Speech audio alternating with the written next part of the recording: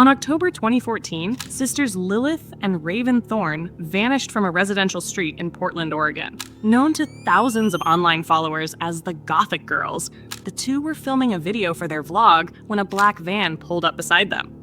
And unfortunately, this would be the last footage of them ever seen alive. But the key to their disappearance wasn't in this final recording. It was in a video they had filmed 1 week before. 22-year-old Lilith was the visionary, while her 19-year-old sister Raven was the charismatic face of their shared project. Together, they were the Gothic Girls, a name that had become synonymous with a unique brand of urban exploration in the digital world. From their base in Portland, Oregon, they had cultivated a significant online following, attracting thousands of viewers to their stylized video diaries. Their vlog was not just a hobby. It was a carefully constructed aesthetic identity, blending elements of industrial goth and neo-Victorian fashion with the raw, decaying beauty of the city's forgotten landscapes. Their content was distinctive. Each week, they would upload new footage from places most people avoided: the skeletal remains of a decommissioned paper mill on the river, the echoing halls of an abandoned hospital, or the graffiti-scarred corridors of a derelict warehouse district. To Lilith and Raven, these were not dangerous places, but magnificent, decaying film sets. They possessed a charming artistic naivete, a belief that they were merely observers documenting stories held within the rust and concrete. This perspective allowed them to venture into desolate areas with a creative fearlessness that both captivated their audience and, in hindsight, created a significant, though misunderstood, risk. The sisters' public-facing lifestyle and provocative choice of locations shaped the immediate narrative following their disappearance. Their online persona was so strong that it was almost impossible for investigators and the public not to connect their fate to their fame. The theory of a disturbed fan, someone who had crossed the digital boundary into the real world, was not just plausible, it seemed inevitable. Every video and photograph was a public invitation to be watched, and it was assumed that someone with malevolent intent had finally accepted. But the danger that ultimately found them was not an admirer from their comments section. It was a silent, unintentional audience, one that had no interest in their art but everything to lose from a single, overlooked frame of their footage. The chain of events that sealed the sisters' fate began a week before their abduction, on the afternoon of Saturday, October 18th, 2014. For a pre-Halloween video special, Lilith and Raven chose a location that perfectly matched their brand, a vast, decaying industrial park on the banks of the Willamette River. The area was a landscape of corroded metal, shattered windows, and crumbling concrete, an ideal backdrop for the Gothic Girls. With their high-definition camera, they began their work, focusing on dramatic close-ups and artistic poses against the urban decay, entirely absorbed in their creative process. As they filmed, they were completely oblivious to a transaction occurring in the deep background, partially obscured by a line of rusted-out support pillars. A prominent local businessman, a figure known publicly for his philanthropy and political influence, was meeting with two members of a known crime syndicate. The meeting was brief and discreet. A briefcase was exchanged, a cash payoff for a political favor that guaranteed a lucrative city contract would be awarded to a syndicate-controlled company. The entire illicit exchange, from the handshake to the departure, was inadvertently captured in the wide-angle frame of the sisters' recording. The sisters never noticed. Their attention was fixed on lighting, angles, and their own performance. The figures in the background were nothing more than distant, insignificant shapes in their viewfinder. After they had captured enough footage for their project, they packed up their gear and left the industrial park, satisfied with their day's work. They were unaware that they now possessed a digital file containing clear, incriminating evidence of a high-level crime.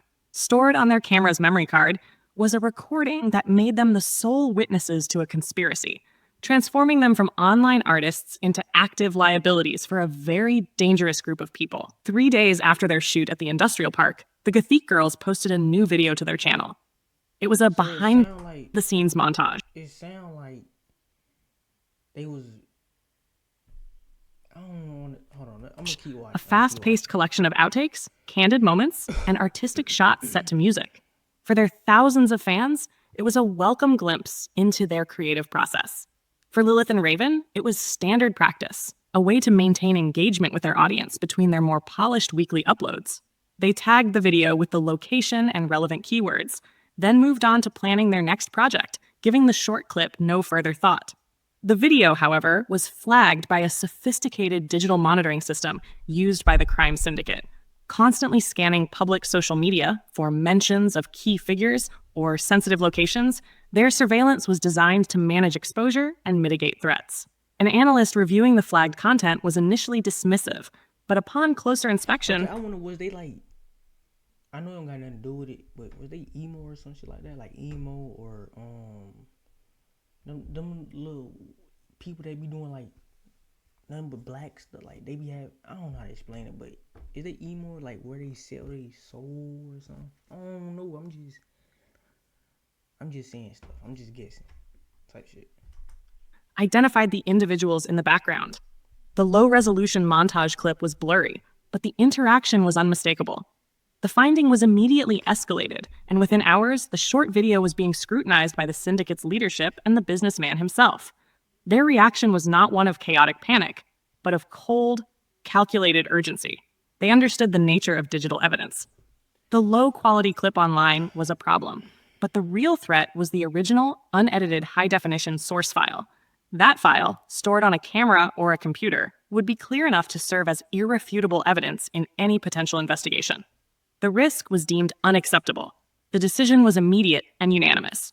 The witnesses and the evidence had to be permanently removed. A plan was formulated to retrieve every piece of digital equipment the sisters owned and to ensure their absolute silence. On the evening of October 25th, 2014, Lilith and Raven Thorne were unaware that they had been under surveillance for several days. Their routines had been mapped and their habits noted by the enforcers tasked with their... So this what I'm getting out of it. It was a weirdo stalking them type shit. They got footage of wherever they was going, and they watching their every move, watching their videos, doing this and that, stalking them. And they probably finally caught up with them when they was recording another video or something. But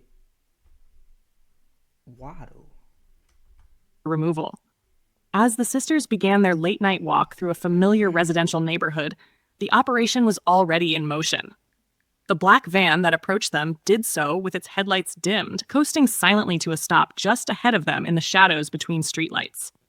The men who emerged were not acting on impulse. They were professionals executing a planned extraction. The attack was designed for speed and silence, overwhelming the sisters before they could fully process the threat. There were no demands and no conversation. One moment, Lilith and Raven were framing a shot on their phone for their vlog, and the next, they were being physically controlled and moved toward the open side door of the van. The entire event lasted less than 10 seconds, a display of brutal efficiency that left no time for screams that might alert residents. They were bundled inside, the door was slammed shut, and the van accelerated away from the curb, merging smoothly with the sparse late-night traffic. In the swiftness of the operation, one small detail was overlooked.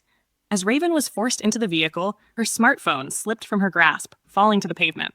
It was a minor miscalculation in an otherwise flawless abduction. The final recording it captured offered almost nothing to investigators. A few seconds of a chaotic, tumbling view of the sidewalk, followed by the brief, receding glow of taillights. The enforcers, now in possession of the sisters, drove away from the scene, their primary objective complete. Their next task was already underway: to locate and seize every camera, laptop, and hard drive the Thorne sisters owned, thereby erasing the true reason for their disappearance. When Lilith and Raven Thorne were officially reported missing, the discovery of the smartphone on the sidewalk became the investigation's immediate focal point. The chaotic final video, showing only the receding taillights of a van, offered no identifiable suspects, but provided a chilling confirmation of an abduction. The Portland Police Bureau assigned the case to its Violent Crimes Unit, and with the media attention already exploding, the pressure to find a lead was immense. From the outset, the sisters' online fame dominated every official and public theory about their disappearance. Detectives, journalists, and the public all arrived at the same conclusion with remarkable speed. This was the work of an obsessed fan. The Gothic Girls vlog, with its dark themes and explorations of isolated locations, seemed to have tragically attracted this specific type of danger. The theory was so logical that it required no alternatives. As a result, the And to the investigation females, bro, like that's out there, bro. I know I don't probably got no females watching, but if I do have a female, bro, y'all gotta be safe when y'all do content and shit, bro. Make sure y'all surroundings good. Make sure y'all don't got no stalker. Make sure y'all don't got no obsessive ass nigga like that's overly obsessed with you. Make sure you good at all times, bro, cause like it's weirdos out here. They focused almost exclusively on the sisters' digital lives. Detectives began the monumental task of sifting through years of online content, examining tens of thousands of comments, and analyzing direct messages from followers around the world in search of a credible threat. This intense focus on a phantom stalker provided the perfect cover for the true perpetrators. While law enforcement resources were dedicated to chasing digital ghosts and building profiles of disturbed fans, the syndicate's enforcers operated without scrutiny. They successfully retrieved the sisters' electronic devices from their apartment, permanently destroying the incriminating video file from the industrial park. With the evidence gone and the investigation pointed in the wrong direction, their connection to the crime was effectively erased. Weeks turned into months, and the fan theory yielded nothing. No credible suspects were identified, no further evidence surfaced, and the once promising trail grew cold. By the spring of 2015, the disappearance of the Thorne sisters had officially stalled. 6 months of intensive investigation into their online following had produced no viable suspects, and the case was moved to the cold case unit. The media had moved on, and public hope for a resolution had faded. For the detectives involved, it was a frustrating dead end, a high-profile failure with no clear path forward. The prevailing theory of an obsessed fan had consumed critical resources and led them nowhere. It was then that a detective with the cold case unit decided to re-examine the evidence from the very beginning, but with one critical change in perspective: to assume the motive had nothing to do with the sisters' fame. The detective began a or it systematic could be review. like an old friend or something, or it could be like it don't gotta be a fan, but it could be somebody that they know personally or something. Of every piece of video content the Gothic girls had ever uploaded, looking not for stalkers in the comments, but for any anomaly within the footage itself. Anything out of place, no matter how insignificant it seemed. The breakthrough came during a tedious frame-by-frame analysis of the behind-the-scenes montage from October 18th. For a mere 3 seconds, a brief interaction was visible in the distant background. Initially dismissed as irrelevant by the original investigators, this detective isolated and enhanced the clip. The sharpened image revealed 2 known members of a crime syndicate and a prominent local businessman exchanging a briefcase. Cross-referencing this visual with ongoing financial crime investigations provided the missing link. The motive was suddenly crystal clear. It was not a crime of passion or obsession, but a professional hit to silence accidental witnesses. The police finally understood what had happened to Lilith and Raven Thorne. But the discovery was a hollow victory. The realization had come far too late.